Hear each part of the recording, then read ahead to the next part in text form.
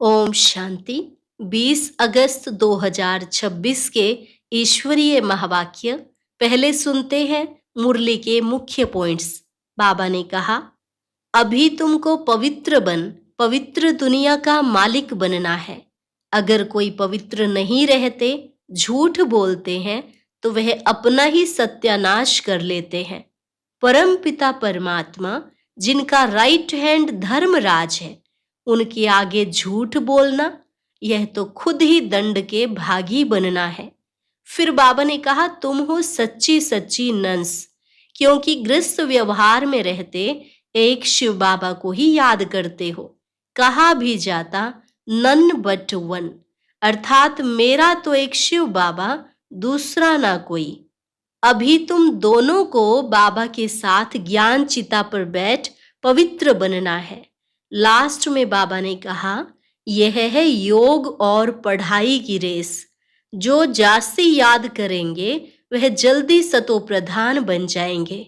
जो पूरा ज्ञान नहीं उठाएंगे वह नई दुनिया में पहले पहले नहीं आएंगे, बल्कि त्रेता में या त्रेता के भी अंत में आएंगे। सारा मदार है पुरुषार्थ पर। और अब सुनते हैं महावाक्यों को विस्तार से। मुरली का सार। मीठे बच्चे, बाप आए हैं तुम्हें इस पाप की दुनिया से निकाल चैन की दुनिया में ले जाने। बाप द्वारा तुम्हें सुख शांति की 2 सौगातें मिलती हैं। प्रश्न, सारी दुनिया में सच्ची सच्ची नंस तुम हो। सच्ची नंस किसे कहेंगे?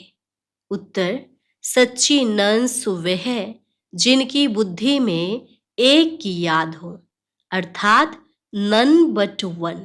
वे अपने को भले नंस कहलाती हैं, लेकिन उनकी बुद्धि में सिर्फ एक क्राइस्ट की याद नहीं। क्राइस्ट को भी गॉड का बच्चा कहेंगे, तो उनकी बुद्धि में 2 हैं और तुम्हारी बुद्धि में एक बाप है। इसलिए तुम सच्ची सच्ची नंस हो।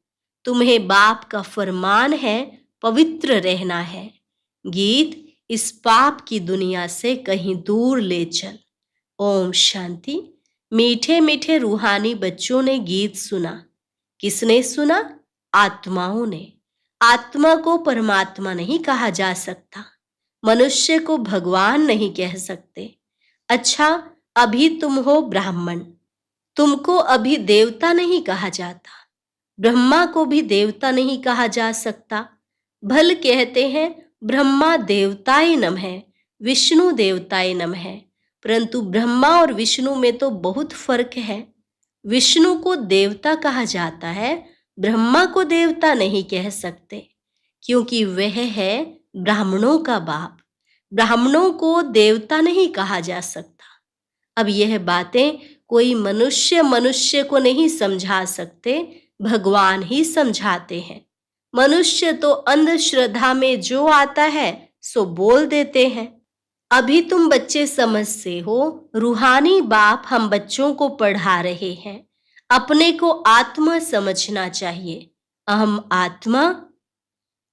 आत्मा यह शरीर लेती है। अहम आत्मा ने 84 जन्म लिए हैं। जैसे जैसे कर्म करते हैं वैसे शरीर मिलता है।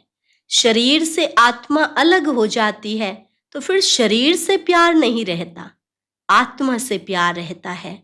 आत्मा में भी प्यार तब है जबकि आत्मा शरीर में है। पितरों को मनुष्य बुलाते हैं, शरीर तो उनका खत्म हो गया, फिर भी उनकी आत्मा को याद करते हैं, इसलिए ब्राह्मण में बुलाते हैं। कहते हैं फलाने की आत्मा आओ, यह भोजन आकर खाओ। गोया आत्मा में मोह रहता है, परंतु पहले शरीर में मोह था, वह शरीर याद आता था। ऐसे नहीं समझते कि हम आत्मा को बुलाते हैं। आत्मा ही सब कुछ करती है। आत्मा में अच्छे व बुरे संस्कार रहते हैं। पहले पहले है देह अभिमान, फिर उसके बाद और विकार आते हैं। सबको मिलाकर कहा जाता है विकारी। जिसमें यह विकार नहीं है उनको कहा जाता है निर्विकारी। यह तो समझते हो, भारत में जब देवी देवता थे तो उनमें दैवी गुण थे। इन लक्ष्मी नारायण का है ही देवी देवता धर्म। जैसे क्रिश्चियन धर्म में मेल अथवा फीमेल सब क्रिश्चियन है, यह भी कहा जाता है देवी देवता। राजा रानी प्रजा सब देवी देवता धर्म के हैं। यह बहुत ऊंच सुख देने वाला धर्म है। बच्चों ने गीत भी सुना। यह आत्मा ने कहा कि बाबा ऐसी जगह ले चलो जहां मुझे चैन शांति हो। वह तो है सुख धाम और शांति धाम। यहाँ बड़े बेचैन हैं। सतयुग में बेचैनी होती नहीं। आत्मा जानती है बाबा बिगर कोई चैन की दुनिया में ले जा नहीं सकते हैं। बाप कहते हैं मुक्ति और जीवन मुक्ति, यह दो सौगातें मैं कल्प कल्प लाता हूं, परंतु तुम भूल जाते हो। ड्रामा में भूलना ही है। सब भूल जाएं तब तो मैं आऊं। अभी तुम ब्राह्मण बने हो, तुमको निश्चय है हमने 84 जन्म लिए हैं। जो पूरा ज्ञान नहीं उठाएंगे वह पहले नई दुनिया में भी नहीं आएंगे। त्रेता व त्रेता के अंत में आ जाएं। सारा मदार है पुरुषार्थ पर। सतयुग में सुख था, इन लक्ष्मी नारायण का राज्य था। अच्छा, इसके अगले जन्म में यह कौन थे किसको पता नहीं है। अगले जन्म में यह ब्राह्मण थे, उससे पहले शूद्र थे। वर्णों पर तुम अच्छी रीति समझा सकते हो। अभी तुम समझते हो हम 21 जन्म के लिए चैन पाएंगे। बाबा हमको वह रास्ता बता रहे हैं। हम अभी पतित हैं इसलिए बेचैन हैं, दुखी हैं। जहां चैन हो उसको सुख शांति कहेंगे। तो अब तुम बच्चों की बुद्धि में आदि मध्य अंत का ज्ञान है। समझते हो बरोबर सतयुग में भारत कितना सुखी था। दुख अथवा बेचैनी का नाम नहीं था। अभी तुम पुरुषार्थ कर रहे हो स्वर्ग में जाने लिए। अभी तुम बने हो ईश्वरीय संप्रदाय के और वह है आसुरी संप्रदाय के। कहते हैं ना पाप आत्मा। आत्माएं अनेक हैं, परमात्मा एक है। सब ब्रदर्स हैं, सब परमात्मा हो नहीं सकते। इतनी थोड़ी सी बात भी मनुष्यों की बुद्धि में नहीं है। बाबा ने समझाया है यह सारी दुनिया बड़ा बेहद का टापू है। वह छोटे छोटे टापू होते हैं। इस बेहद टापू पर रावण का राज्य है। इन बातों को मनुष्य नहीं समझते हैं। वह तो सिर्फ कहानियां सुनाते रहते हैं। कहानी को ज्ञान नहीं कहा जाता। उनसे मनुष्य सद्गति को पा नहीं सकते। ज्ञान से सद्गति मिलती है। ज्ञान देने वाला है एक बाप, दूसरा न कोई। भक्तों की भगवान ही आकर रक्षा करते हैं। मनुष्य मनुष्य की रक्षा नहीं कर सकते। शिव बाबा सभी बच्चों को वर्षा देते हैं। वह बाप भी है, शिक्षक भी है, सतगुरु भी है, वकील बैरिस्टर भी है, क्योंकि जमघटों की सजा से छुड़ाने वाले हैं। सतयुग में कोई भी जेल में नहीं जाएंगे। बाप सबको जेल से छुड़ाते हैं। बच्चों की सर्वश्रेष्ठ सब मनोकामनाएं पूरी करते हैं। रावण द्वारा अशुद्ध कामनाएं पूरी होती हैं, बाप द्वारा शुद्ध कामनाएं पूरी होती हैं। शुद्ध कामनाएं पूरी होने से तुम सदा सुखी बन जाते हो। अशुद्ध कामना है पतित विकारी बनना। पावन रहने वाले को ब्रह्मचारी कहा जाता है। तुमको भी पवित्र रहना है। पवित्र बन और पवित्र दुनिया का मालिक बनना है। पतित से पावन एक बाप ही बनाते हैं। साधु संत आदि तो विकार से पैदा होते हैं। देवताओं के लिए ऐसे थोड़े ही कहेंगे। वहां विकार होते ही नहीं। वह है ही पावन दुनिया। लक्ष्मी नारायण संपूर्ण निर्विकारी थे। भारत पवित्र था। यह अभी तुम समझते हो।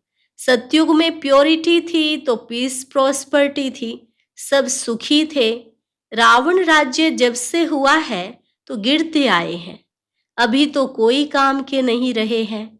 एकदम कौड़ी मिसल बन गए हैं। अब फिर हीरे मिसल बाप दोबारा बनते हो। भारत जब सतयुग था तो हीरे जैसा था। अब तो कौड़ी मिसल भी नहीं है। अपने धर्म का ही किसको पता नहीं पड़ता है। पाप करते रहते हैं, वहां तो पाप का नाम नहीं। तुम देवी देवता धर्म के नामी ग्रामी हो। देवताओं के ढेर चित्र हैं। और धर्मों में देखेंगे एक ही चित्र रहता है। क्रिश्चियन पास एक ही क्राइस्ट का चित्र होगा। बौद्धियों के पास एक ही बुद्ध का।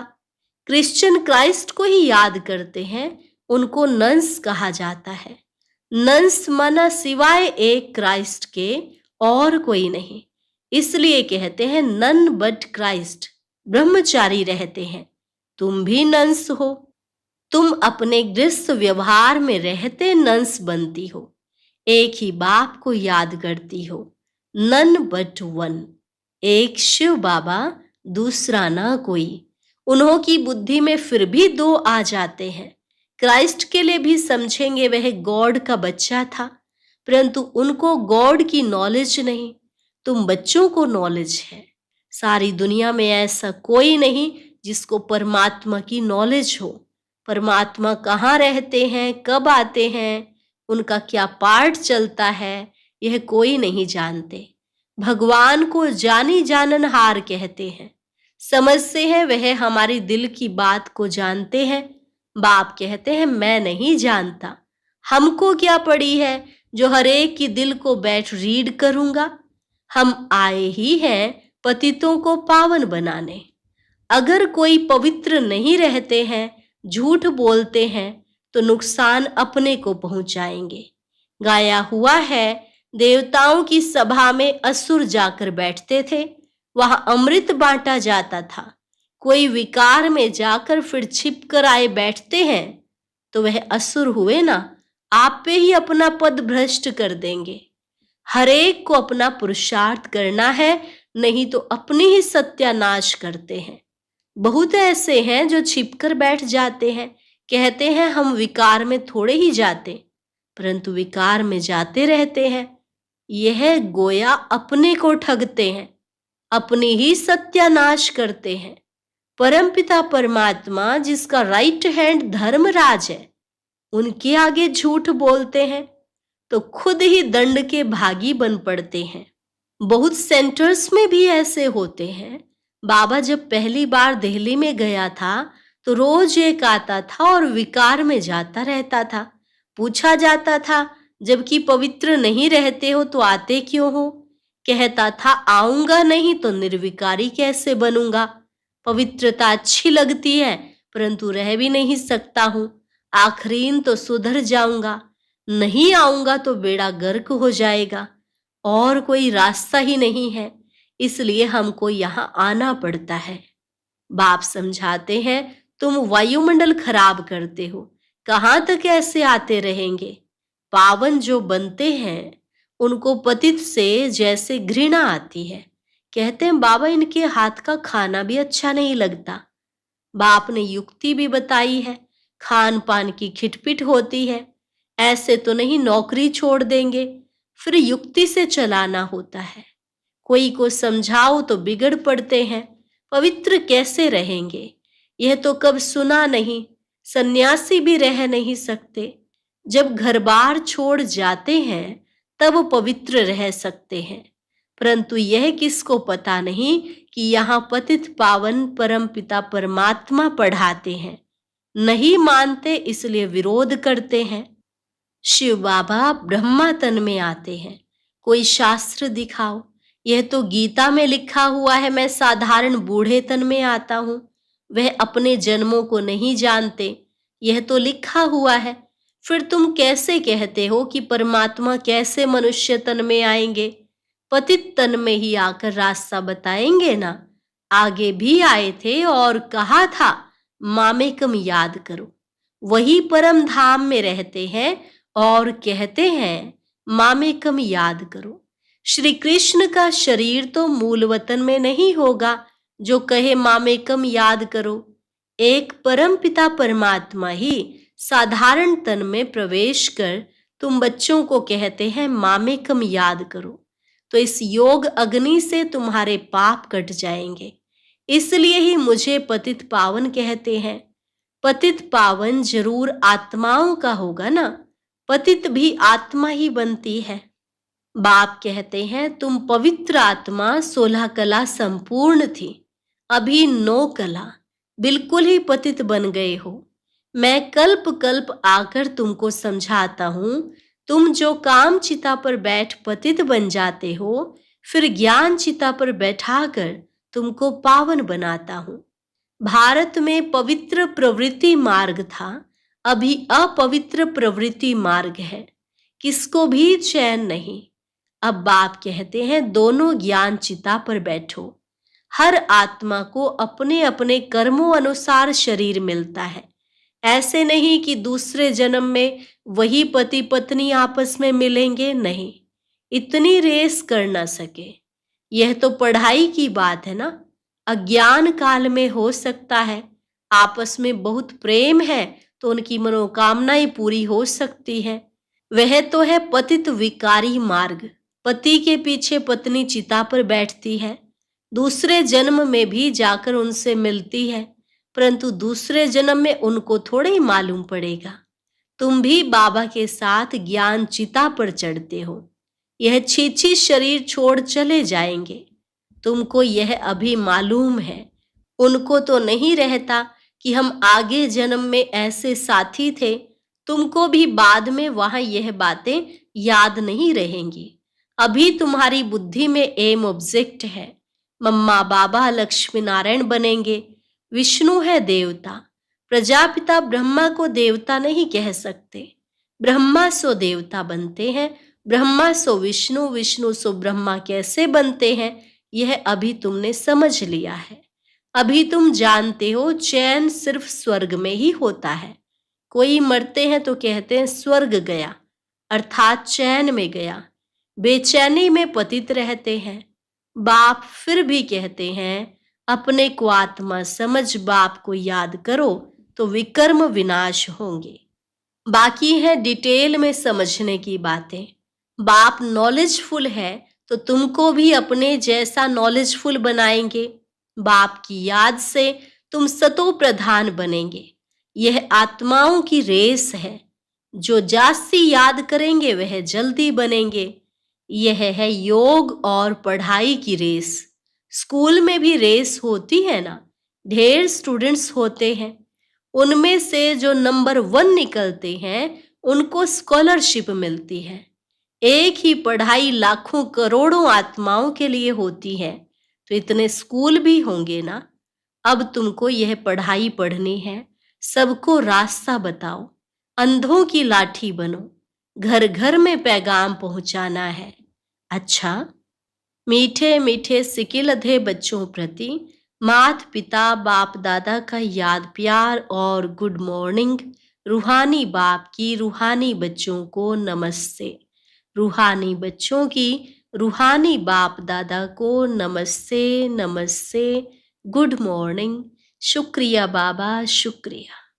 धारणा के लिए मुख्य सार, अब अशुद्ध कामनाओं का त्याग कर शुद्ध कामनाएं रखनी है। सबसे शुद्ध कामना है पवित्र बनकर पवित्र दुनिया का मालिक बने। कोई भी भूल को छिपाकर अपने आप को ठगना नहीं है। धर्मराज बाप से सदा सच्चा रहना है। दूसरी पॉइंट, ज्ञान चिता पर बैठ इस पढ़ाई में रेस कर भविष्य नई दुनिया में ऊंच पद पाना है। योग अग्नि से विकर्मों के खाते को दग्ध करना है। वरदान, बुद्धि की प्रीत एक प्रीतम से लगाकर सदा सम्मुख की अनुभूति करने वाले विजयी रत्न भव। बुद्धि की प्रीत एक प्रीतम से लगाकर सदा सम्मुख की अनुभूति करने वाले विजयी रत्न भव। प्रीत बुद्धि अर्थात बुद्धि की लगन एक प्रीतम के साथ लगी हुई हो। जिसकी एक के साथ प्रीत है, उनकी अन्य किसी भी व्यक्ति व वैभव के साथ प्रीत जुट नहीं सकती। वे सदा बाप दादा को अपने सम्मुख अनुभव करेंगे। उन्हें मनसा में भी श्रीमत के विपरीत व्यर्थ संकल्प व विकल्प नहीं आ सकते। उनके मुख से व दिल से यही बोल निकलते, तुम ही से खाऊं, तुम ही से बैठूं, तुम ही से सर्व संबंध निभाऊं। ऐसे सदा प्रीत बुद्धि रहने वाले ही विजयी रत्न बनते हैं।